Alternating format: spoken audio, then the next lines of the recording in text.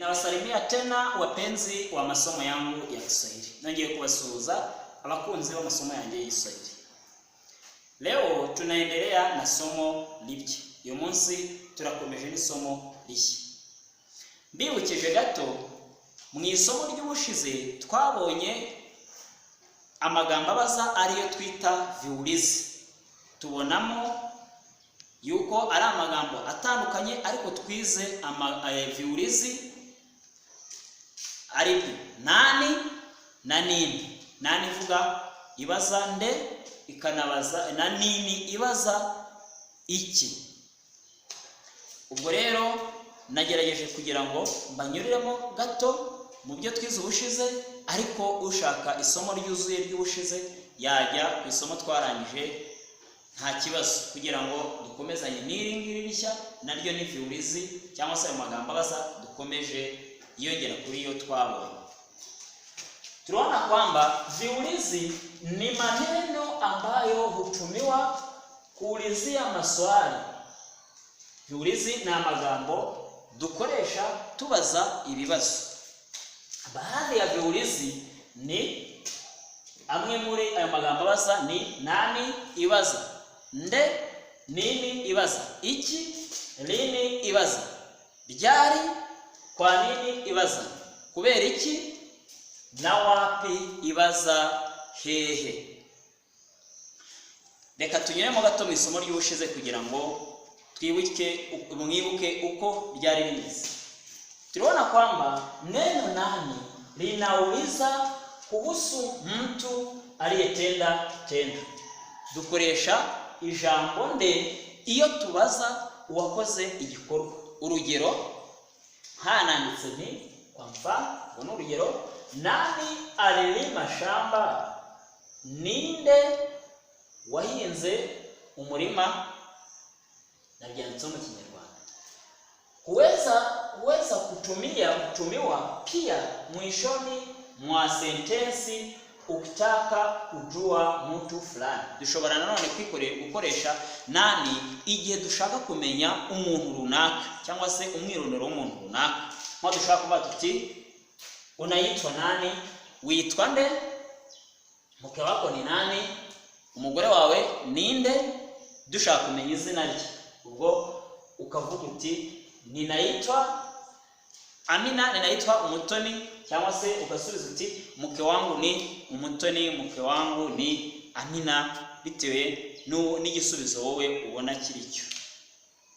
Twakomeje kandi twiga ko kiulizi nini kibaza ngo iki.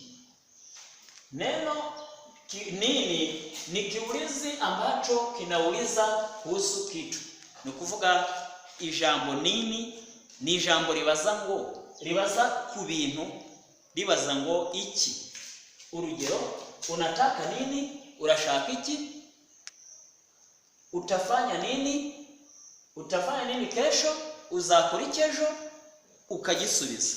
Ubwo twari byinjiyemo cyane mu isomo ry'ubushize. Uyu munsi rero tugiye kwiga viulizi vingine cyangwa se andi magambo abaza. Turahera kuri kiulizi lini. Kiulizi lini ni kiulizi au ni neno lini. Neno lini ni kiulizi cha wakati. Ni kuvuga lini ni jambo ribaza igihe. Hutumika katika sentensi kuulizia wakati wa kutendeka kwa kitendo fulani. Ni kuvuga turyifashisha iyo turi kubaza igikorwa igihe cyakorewe cyangwa se gishobora kuzakorerwa. Urugero nanone turakomeza twabaza tuti kiulizi hiki kinaweza kutumiwa mwanzoni au mwishoni mwa sentensi. Dushobora gukoresha iri jambo mu ntangiriro y'interuro cyangwa se no mu mpera z'interuro. Urugero kwa mfano utakuja kwangu lini, uzazi wanjye ryari, lini utakuja kwangu. Ubwo no kuvuga hano nagerageje gukoresha lini mu mpera z'interuro. Aha ishobora nabo gutangira mu ntangiriro y'interuro nabwo mwavuze nti utakuja kwangu lini, cyangwa se lini utakuja kwangu, kuko kuri interuro tuyifite ni ryari uzaza iwanjye. Mfano wa tatu, ulitoka mjini lini. Ulitoka mjini lini, abavuze ni wavuye mu mujyi ryari. Ulianza kazi lini, watangiye akazi ryari. Kiulizi lini tunakimaliza, tunaendelea na kiulizi wapi. Kiulizi wapi kibaza ngo hehe. Kiulizi wapi kinatumiwa kuulizia swali kuhusu mahali. Ni kuvuga dukoresha ijambo hehe cyangwa se wapi iyo turi kubaza ahantu dushaka kumenya aho hantu, aha bitewe n'icyo tuba dushaka. N'urugero nkanga dufite ngo unaenda wapi, ugiye hehe. Unatoka wapi, uvuye hehe. Unaishi wapi, utuye hehe. Ubwo tugakomeza unafanya wapi, ukora hehe. Ni ukuvuga nagiye nshyiraho n'ibisubizo. Ushobora kuvuga uti ninafanya mjini, nkora mu mujyi, cyangwa se na gato gusubiye inyuma gato ni unaenda wapi, ninaenda sokoni, ngiye ku isoko. Unatoka wapi, ninatoka Kigali. Uvuye he, mvuye Kigali. Unaishi wapi, uvahe cyangwa se utuye he, ninaishi Gisenyi, ntuye Gisenyi. Tunaendelea na kiulizi kwa nini. Kiulizi kwa nini cyangwa kibaza ngo kubera iki. Kubera iki. Neno kwa nini au maneno kwa nini yanatumiwa kuulizia sababu ya kufanyika kwa jambo fulani. Ni ukuvuga tubaza ngo kubera iki iyo dushaka kumenya impamvu ikintu runaka cyabayeho. Kwa mfano, kwa nini ulipiga John? Kubera iki wakubise John? Ushobora gusubiza uti nilipiga John kwa sababu alichelewa. Urugero ushobora kuvuga uti nakubise John kubera ko yacherewe. Kwa nini unapenda Anita? Kubera iki ukunda Anita?